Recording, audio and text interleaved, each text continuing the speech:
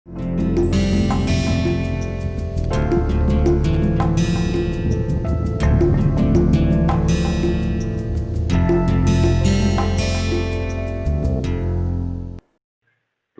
we are going to talk about notations and some definitions which you are going to frequently use in this course. So first of all, let me begin by assuming that omega, I'll write omega like this, and this is an open and connected subset of Rn. Okay, so n will be the dimension, and omega we will always assume in this course. Whenever I am saying omega, just assume that omega is open connected subset of Rn. Okay, so definitely omega can be Rn, but generally speaking, it is a subset of Rn. Okay, and it is open and connected. We also call this kind of the sets as the domain. Okay, we also call it as a domain. Now, with this omega, what we can do is we can define many simple notations, and the first notation which I'm going to use is, you see, we are going to use del omega. Okay, this is the first notation and the second notation. So basically we are talking about notations here. Notations. Okay, so del omega is denoted by the boundary of omega. So essentially what I mean is, it is you take the closure of omega and you subtract omega from it, so minus omega. So basically sets which are in omega bar but not in omega, that I am calling as a boundary. So for example, let's say that if say omega is b01, okay, b01, so which is set of all those mod x less than 1, then your boundary del omega will be the set of all those mod x which is equals to 1, right? Okay, so this is the notation which I am using, and we will also follow this thing. So let's say we will say that u, okay, so u, whenever I'm writing, this will be a function. This is defined from omega to r. Okay, so whenever I'm writing omega, I am saying it is a subset of Rn, open connected subset. So u is from omega to r, I will just write, and this is given by this. So you see, u of x I am taking from omega. Okay, so this actually looks like this: u x1 x2 x of n. Yes, and this x is in omega. Okay, and we say u is smooth if u is infinitely differentiable.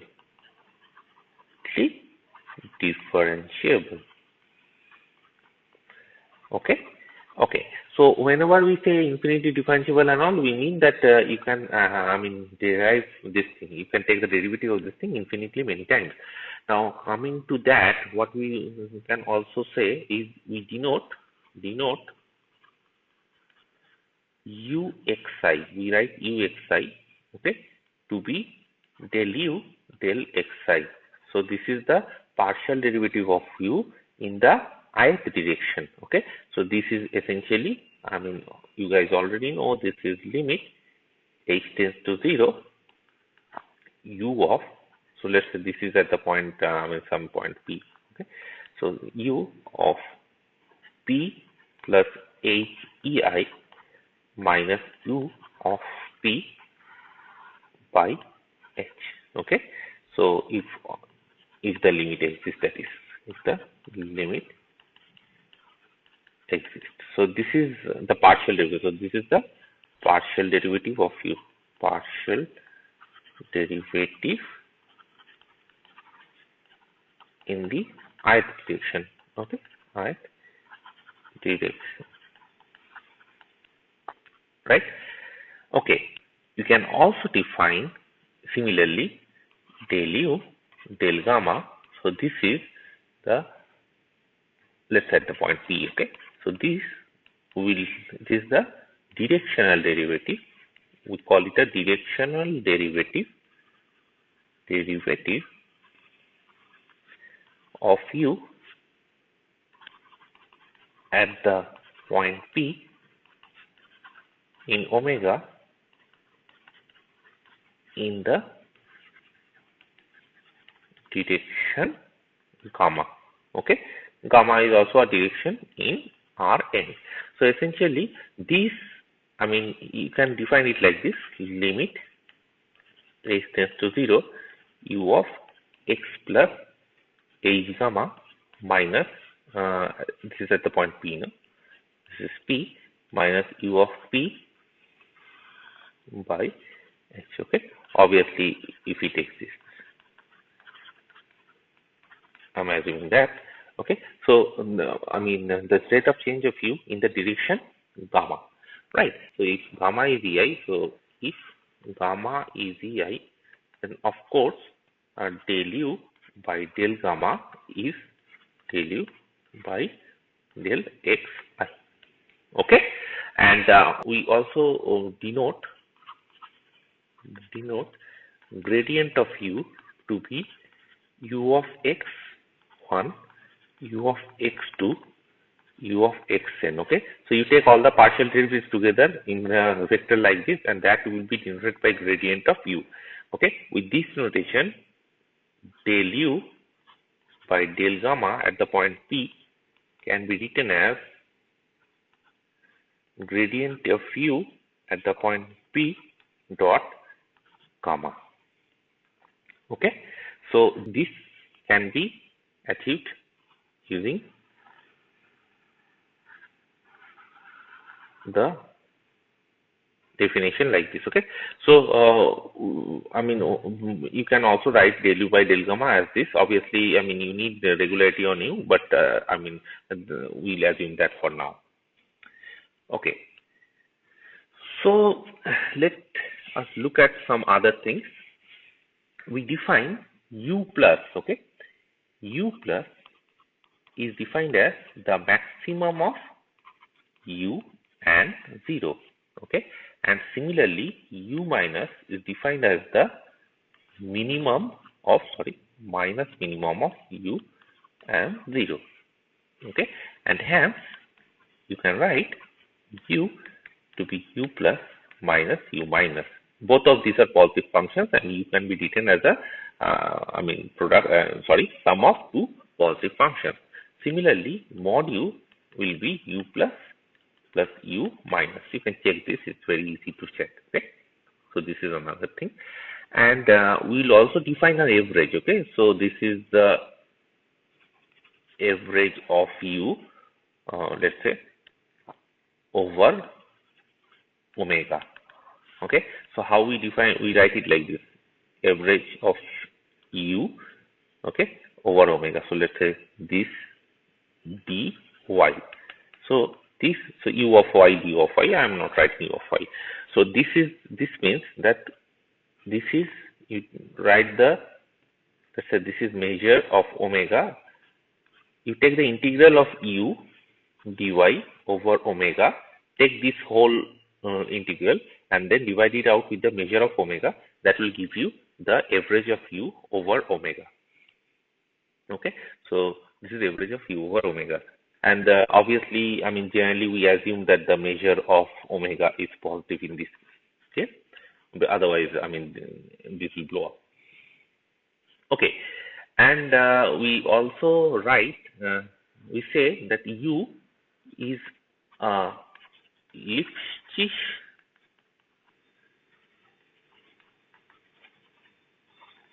continuous, okay, in omega if, so basically Lipschitz continuity is not in a single point but in a omega. So this is a non-local concept. Okay, if there exists m positive such that mod ux minus uy this is less than equal m times mod x minus y for all xy in omega. And note, this m is independent of x and y. Okay, so this depends on omega, of course, but I mean it does not, it can be less than equals to, it does not depend on x and y. So basically you can change x and y, but this m is not going to change. Okay, so as an example, let's take an example, look at an example.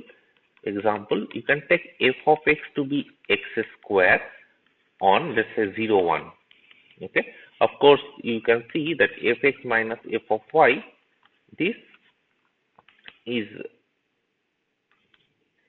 can be written as less than equal x minus y times x plus y, okay, which is less than equal 2 times mod x minus y, right? And this 2, this is your m here. Okay, so this is Lipschitz continuous. On the other hand, you see, if f of x is x square on R, so basically what I mean is f is from R to R given by f x equals to x square. Okay, so basically f from R to R given by fx equals to x square. Then what happens is one can show f is not Lipschitz continuous, right?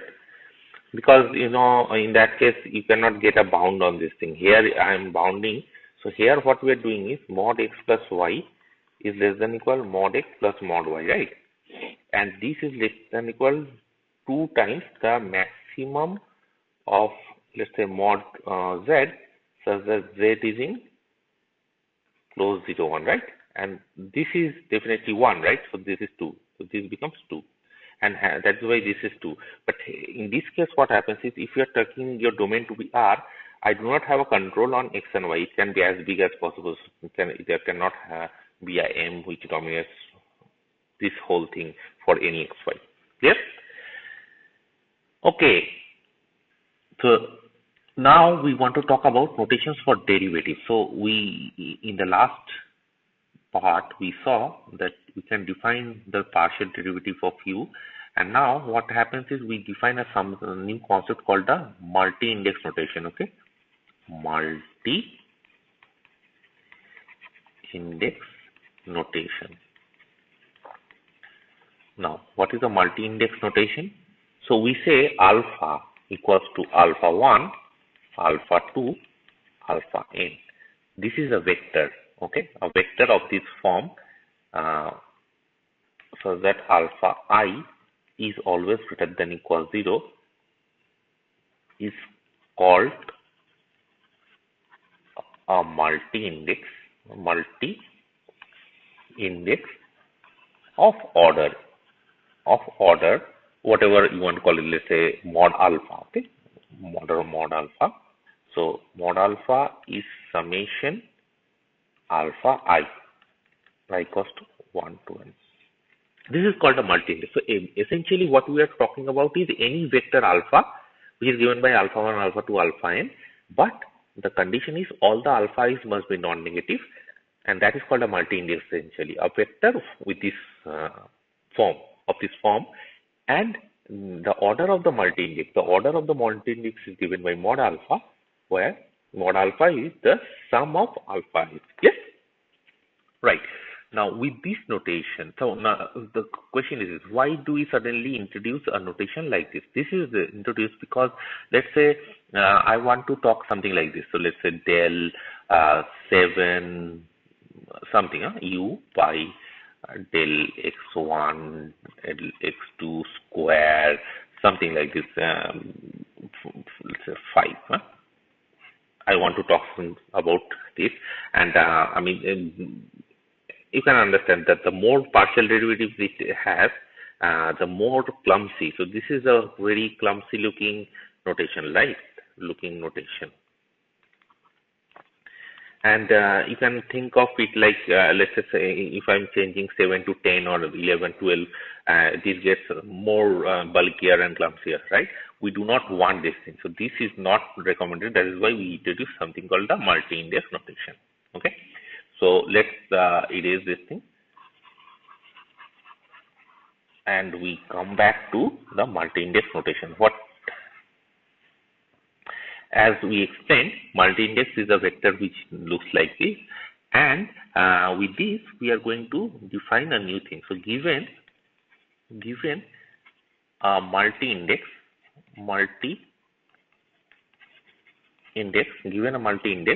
okay, and alpha, define d alpha of u x. Okay, this we define as del mod alpha of u x by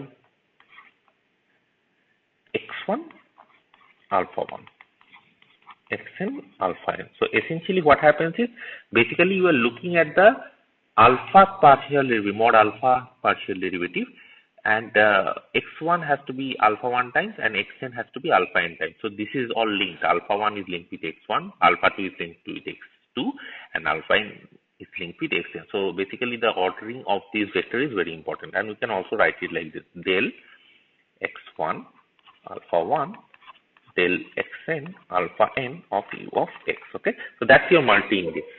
Let's take an example and see what it means. Let's say u is from R2 to R. Okay, u is from R2 to R, and alpha is 1, 0. Let's see what happens to d alpha of u. So this is, you can see this is d of 1, 0 of u. This should look like del u, because mod alpha is 1 plus 0, which is 1, by del c. The first one is for x1. Okay, so this is x1 1, and 0 is for del x2, which is 0. So that is not there. Okay, so we are not going to write it. This is del u del x1. Similarly, you can take another example. Let's say the same u is from R2 to R. Let's say R2 to R, and alpha is 1, 2. Okay, in this case, d alpha of u, it should look like del 1 plus 2 is 3. Okay, del x1 del x2 square. So it should look like this. Okay, so that's your multi-index notation. Now we can continue with this thing. So let's say k is greater than or equal to 0, and we can write dk of u. So what is it? This is the set of all. This is the set of all d alpha of u x such that, okay, obviously this is x here. I mean, it doesn't matter, but you can just write it like this: mod alpha is equals to k. Right. So basically, dk of u is the alpha. So when the order of alpha, the multi-index, is k. Okay. All those partial derivatives, we are looking at it and putting it in a set, that is your dk of ux. So for example, let's say, for example, okay, u again, I'm starting with R2 to R. Okay, and dk, I'm talking about, I want to write what is du of x.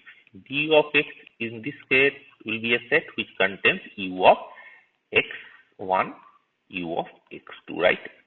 It should contain like this. But generally what happens is we also write the gradient of u. Gradient of u, if you remember, it is gradient of u of x. We write it like this: gradient of u of x. This is du of x, right? This is du of x, and that is given by, we also write it like this, right? ux1, ux2. So you see, whenever we talk about gradient, we write it like a vector, ux1 and ux2. This is a vector, and we identify this this is an identification. Okay, we identify this with D of U, which is like a set which contains UX1 and X2. So this is an identification, that's all. Okay, so we can just think of it like this. And another example, let's say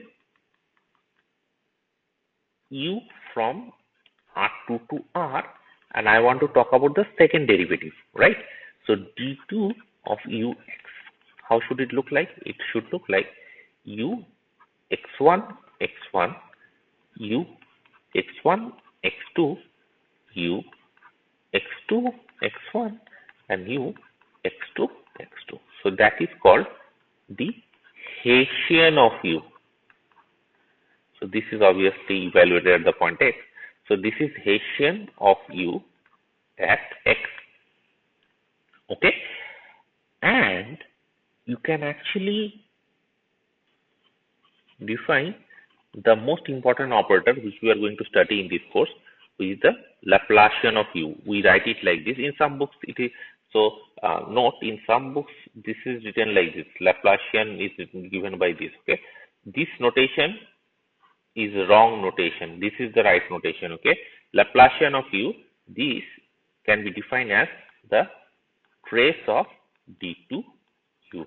So this is essentially what I mean by this is x1 x1 plus x2 x2. So that's your Laplacian of U, right? U from R to R, if it is given, D2U will be defined like this. This is the Hessian matrix, and Laplacian of U can be defined as the trace of the Hessian matrix, which is given by this. Right. Now, with this, we are going to move on and define some other notations. So we are going to define something called the C omega.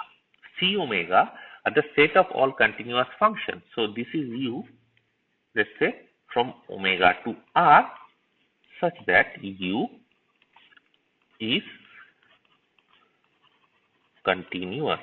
Okay, and similarly, you can also define C omega bar is a set of all those U in C omega such that U is uniformly continuous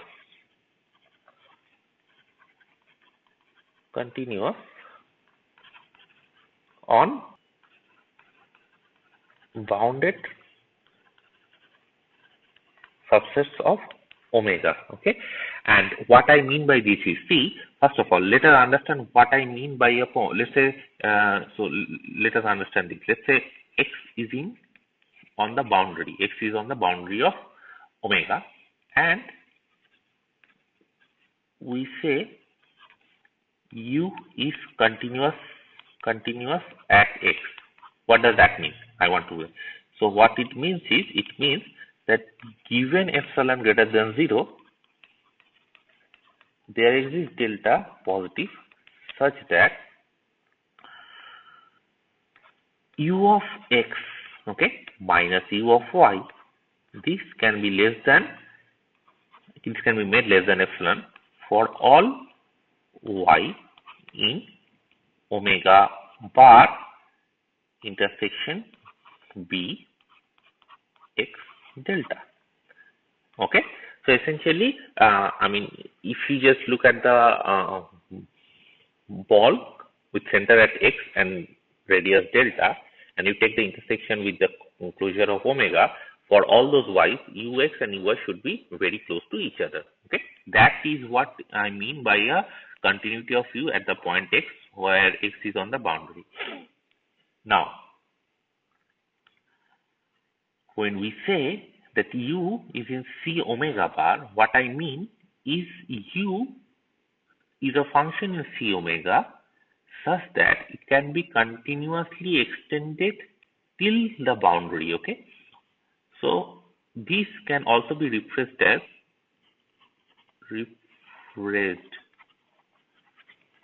as u C of omega bar is the set of all functions in C omega such that U admits a continuous extension up to the boundary, okay, till the boundary. Okay, so essentially note what it means is, if omega is bounded, then this is the set of all uniformly continuous functions. Okay, so then u in C omega implies u is uniformly continuous, right? Uniformly continuous. Okay, and similarly you can also define ck of omega. ck of omega is the set of all those u from omega to r such that u is k times continuously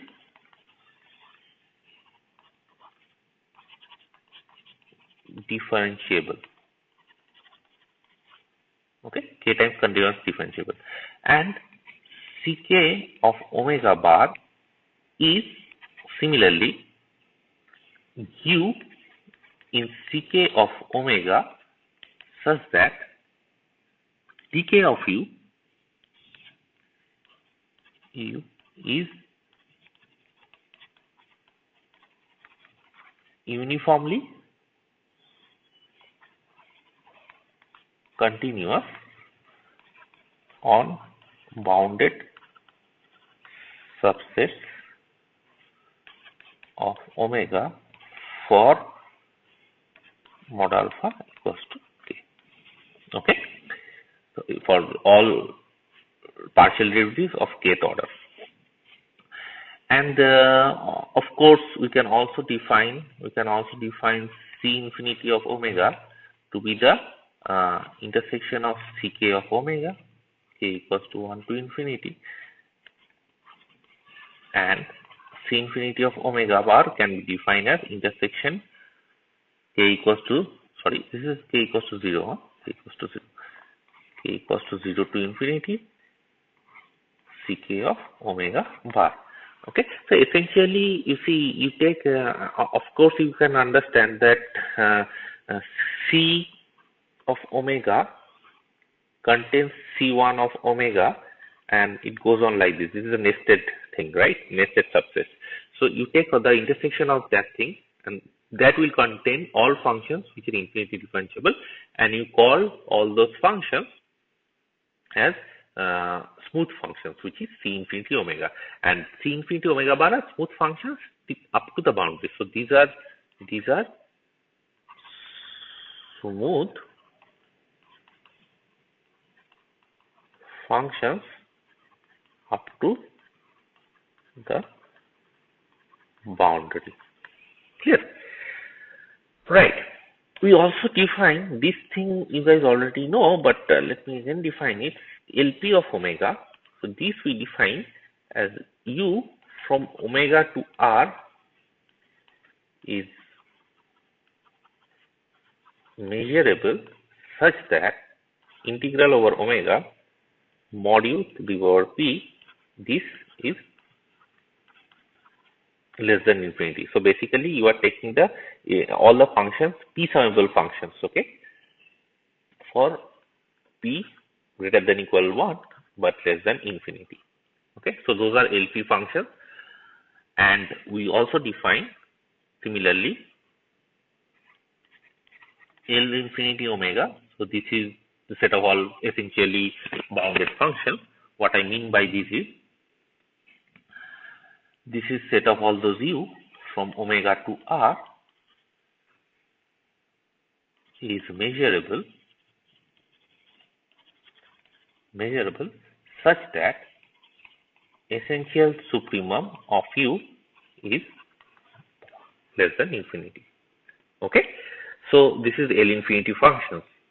Now we start with something called a Minkowski inequality. Cauchy inequality. And most of you know this inequality. So this says AB is less than A square by 2 plus B square by 2. Now it's very easy to see that why this is true. And this is true because we all know that this is for AB in R. Okay. Why this is true? This is true since A minus B whole square is always greater than or equal 0, and that will give you this particular thing, right? So that's your Cauchy's inequality. This is the most basic form, and there is another form which is a Cauchy's inequality. Cauchy's inequality with epsilon. Okay, with epsilon.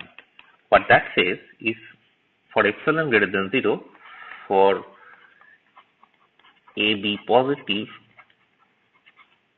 and epsilon greater than 0, one has AB less than equal epsilon A square plus B square by 4 epsilon.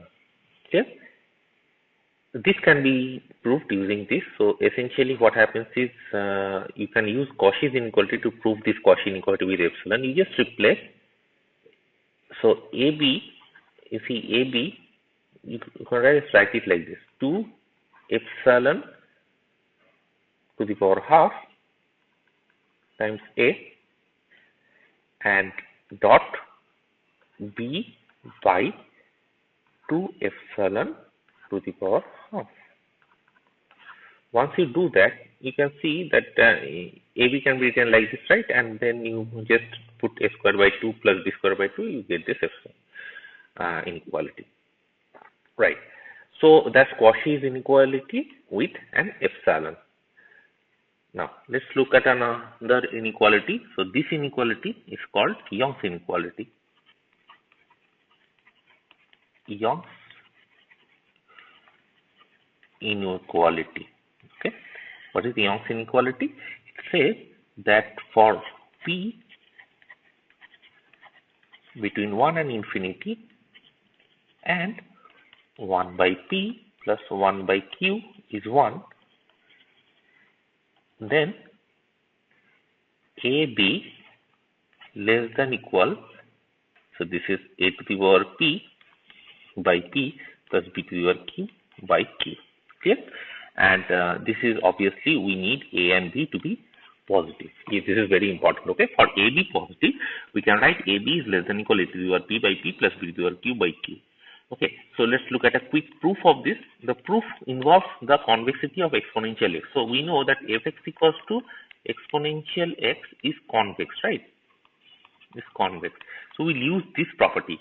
So what we do is we write, let's say AB, you can write it as exponential of log A plus log B, right? And that can be written as exponential of 1 by P log A to the power P plus 1 by Q log B to the power Q. So these can be written as 1 by P exponential of log. So this is log, base E. This is base E. Okay, log A to the power P plus 1 by Q, okay, exponential log B to the power Q. Clear? So this is true because we are using the convexity argument. So this is given by A to the power P by P plus B to the power Q by Q. Okay, and you see why we are using AB positive, because otherwise I can't define these particular things, right? Log of A plus log of P, and this is the place where we are using convexity. So how are we using it? We are using it like this: e power lambda x plus 1 minus lambda y. Let's say this. Okay, so f of this is less than equal, so lambda times exponential x plus 1 minus lambda times exponential y. Okay, this is what we get. Okay, so that's your Cauchy's inequality, and in the next part, what we are going to do is we are going to look at the Cauchy. This is the Holder's inequality. Okay, Holder's inequality. So Holder's inequality. So what is Holder's inequality? What it says is, let's say P and Q between 1 and infinity, okay, and 1 by P plus 1 by Q equals to 1. Then if U is in LP omega and V is in LQ omega, then integral omega u v dx, this can be dominated by norm of u LP omega, norm of v LQ omega. Okay, now let's look at the proof of this thing. The proof is quite simple. You can use homogeneity and we can assume, so without loss of generality, let us assume that norm of u p, norm of v q is 1. Okay, so let's just prove this thing for this uv. So for the unit uv, norm of up equals to norm of vq equals to 1, and then we can look at the other thing. So let's say this is, if this is the case, integral uv dx over omega, this is less than equal 1 by p integral mod u to the power p dx plus 1 by q integral mod v to the power q dx. Okay, and this is 1, this is 1, and then it becomes 1 by p plus 1 by q, and that will be 1. Okay, and this is norm u p, norm v q. Okay, so you see this is true. So here I am using the Young's inequality. Okay, and now why can we use this thing that norm u p and norm v q is 1? So because you see, if you take let's say u and v are any arbitrary functions in LP and LQ, okay, you can actually assume u tilde to be u by norm u p and v tilde to be v by norm v q, and then you see, then u tilde p v tilde q is 1, right? And for this u tilde and v tilde, this is true, this inequality is true. So when you put it there, then you will get this inequality, right? Okay, so that's your Holder inequality. Another very important inequality which we are going to use is called the Minkowski inequality. This I am not proving, but this is also very simple inequality to prove. It says that for 1 less than p less than infinity and uv in LP omega, we have norm u plus v LP omega less than equal norm mu LP omega plus norm v LP omega. Okay, so this is basically the triangle inequality in terms of norms, if you can think of it like that. Yes, this can be proved using this Young's inequality. Okay, but I'm not going to prove it right now. So this you can just remember. Okay, now what we want to do is we want to from calculus.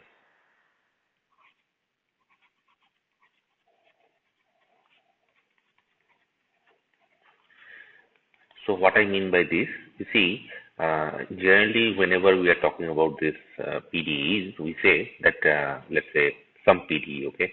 I don't know, maybe let's write it like f of gradient u x. This is some relation that is equals to 0 in, let's say, we say omega. Some domain omega, which is, let's say, Rn, and as usual we assume that omega is open and connected, and you see we generally assume that omega is smooth, okay? Omega is smooth, or also in some books they say del omega, which is the boundary of omega, is smooth. Now the question is this: what is smooth? What do you mean when you say omega is smooth? Okay, so we want to put it properly in a definition. So we say, so obviously it is assumed that omega. Okay, now we'll assume this thing: omega is open and bounded subset of Rn. Okay, so we are giving this definition for an open and bounded subset of Rn. Okay, so what we are saying is, let's say omega is the open and bounded subset of Rn. Yeah, then the boundary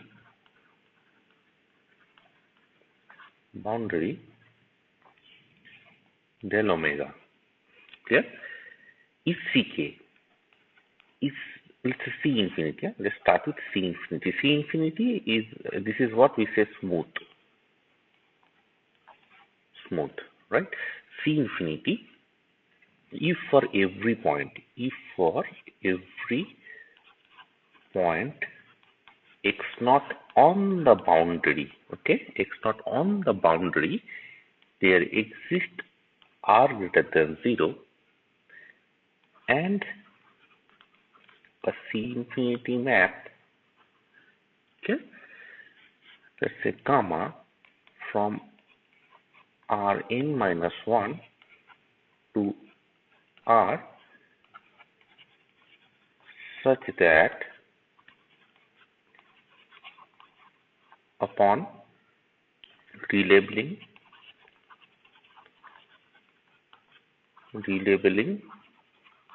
and reorienting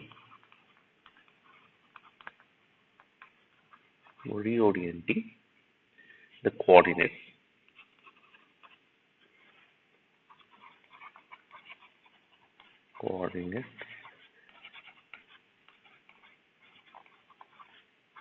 if necessary, we have, so U intersection V x naught R, clear? This part of the domain is x in V x naught R such that, and x is the tuple x1, x2, xn, right? So xn should be greater than gamma of x1, x2, xn minus 1. Okay. Now, what this means is you are basically saying that, so let us draw a small, maybe, diagram. Let's say that's your domain omega, okay, and this is Rn minus 1, clear? This is Rn minus 1. What it essentially says is that, now what is gamma? Gamma is this. This is gamma. So it is saying that the graph, I mean, if this set is C infinity, so basically the boundary of the set is infinity, it means that the boundary is smooth. It means that you take any point on the boundary. Let's say this is the point on the boundary. Okay, let me put it in a different color. So this is the point in the boundary, and you have a ball. You can have a ball around that, okay, which is centered at that point, x naught. Let's say this is the point x naught in the boundary, x naught, and there is a ball around that such that the part, this part of the ball, okay, this part, so the intersection part of the ball with the domain is always above the graph of a C infinity function. Okay, so this is always above the graph of a C infinity function. So for example, let's just assume. So for example, let's say example, you see, if you take a unit ball, so unit ball in Rn, definitely you can see that the unit ball in Rn is, I mean, you can obviously always find a function gamma such that this thing happens at every point on the unit ball. So this is a C infinity smooth domain or C infinity domain, whatever you want to call it. Okay, of course here I am assuming open and bounded. Okay, so another example, let's see. So let's say a domain which looks something like this. Let me draw it like this, a rectangle. So is it a C infinity domain? Of course, if you take these points and if you look at a ball around this point, of course, I mean, it is a C infinity domain, right? Because I mean, you can reorient it and maybe look at it in this way. And I mean, your domain, your axis is like this, and it is always above the intersection. This part will always be above the graph of a C infinity function. What is a C infinity function in this case? This one, right? Okay. So the line. So in this case, I mean, if you reorient this line like this here, then you can understand that the C infinity function. So if you reorient this line, okay, the axis. If you reorient the axis, you can think of this line as like this, okay, and you have a axis like this. This axis like this. This is your Rn minus 1, okay, and the above part, this part, in this case, this part is always above the graph of a C infinity function. What is the C infinity function in this case? This is line, right? So this is a linear map, and obviously this is C infinity, and hence this is a smooth domain.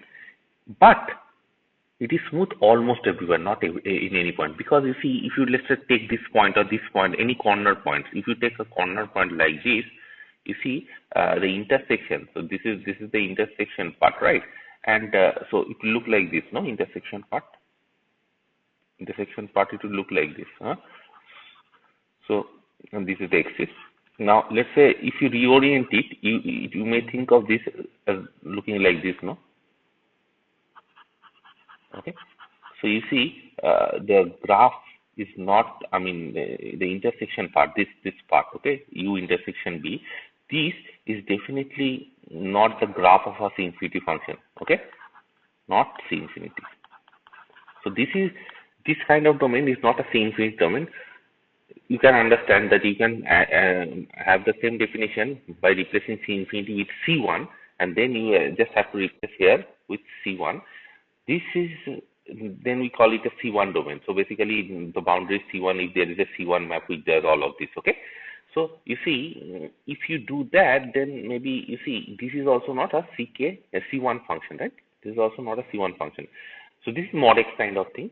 So this is Lipschitz continuous function, and we say this kind of domain, the rectangular domains, these are Lipschitz domains as per this definition. So Lipschitz, you just have to replace the boundary C infinity with a Lipschitz. So the boundary is Lipschitz, and Lipschitz is for every point x naught there exists such that there exists and a Lipschitz map in that case.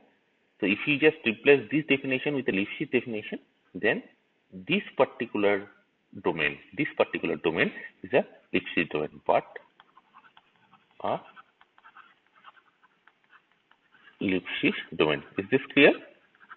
Okay, because the graph is above the intersection is above a Lipschitz graph of a Lipschitz continuous function, but not a C1 continuous function. the intersection, this intersection point, the intersection region, this is above the graph of a Lipschitz continuous function, okay, but not a C infinity continuous function, or C1 in that case. So this is not even a C1 domain, but it is of course a Lipschitz domain. Okay, so that's how we deal with domain. Now, so this is what we mean when we say it is a domain, smooth domain. Now, let us come to a very important thing which we call as the Gauss-Green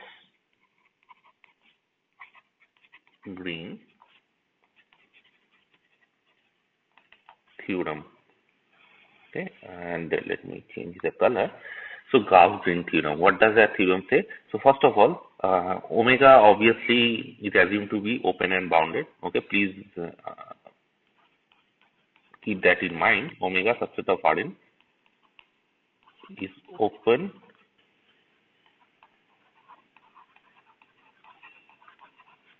bounded and smooth. If U C1 of omega bar, okay, so essentially if omega is bounded, C1 of omega bar consists of all uniformly continuous function. So basically the function is uniformly continuous, the derivative, it has a derivative omega bar, the derivative is continuous, and not only continuous, the derivative is also uniformly continuous. So basically one time continuously differentiable, not only continuously differentiable, the derivative function is also uniformly continuous. Okay, right. So this is the case. Then this happens. Very, very important. This is the one thing which you should know. I mean, you don't have to know anything else in this course. You just have to know this thing. Once you know this, this is everything is done. So this is true. Uxi over the domain omega dx is del omega u gamma I ds. Okay, this holds for I equals to 1 to n. So what does that mean? What is gamma? Gamma, where gamma is gamma 1, gamma 2, gamma n is the unit outward normal to del omega. Okay. So see what is saying is this: if you take the derivative of u, the partial derivative of u, and if you are integrating it on omega, then that will give you. So you do not have to look at the whole domain to do that. You just look at the boundary of del omega, and you just compute u dot gamma I ds. That's done. I mean, once you do that, you calculate this thing, and this will give you your, I mean, evaluate this particular thing, uxi over omega. And this ds, what is s? S is the surface measure, as we already did. Okay, so maybe I can just write it del omega normal to omega, and ds is the surface measure. So basically, I'm indicating it with respect to omega, right? So I need to use ds. Okay, now. So this is Green-Gauss theorem. I mean, this is essentially your Green's theorem, but in a more useful form. Okay, and of course, you can just use this thing to write this integral omega divergence of u, okay, dx equals to integral over the boundary u dot gamma ds. Clear? So this holds for all vector field u cap in C1 of omega Rn. Clear? Okay. So this holds, and a very important property. This property is this: if you replace u with uv, let's say, okay, so u and v both are in C1, let's say, so the product is in C1 of omega bar. Now if you replace u with uv, then what happens? You have the integration by parts formula. So that gives you uxi of v dx equals to integral over omega with a negative sign u v xi dx.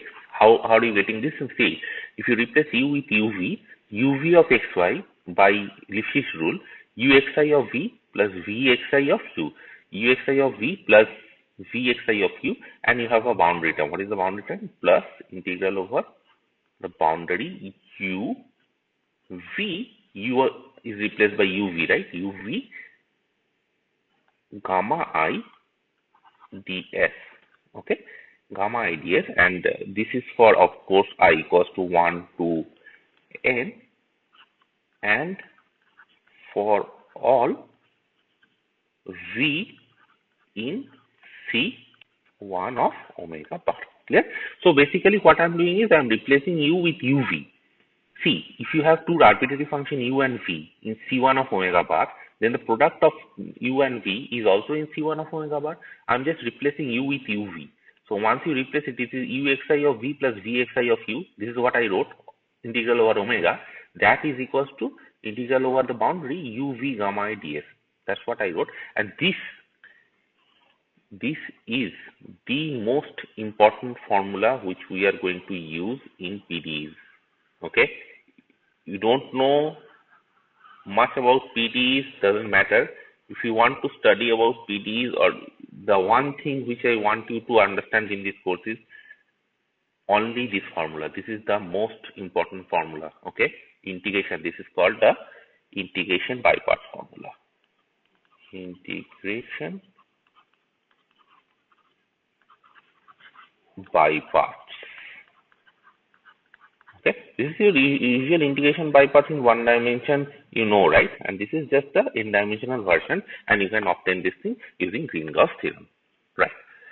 With this, I think we can end this lecture.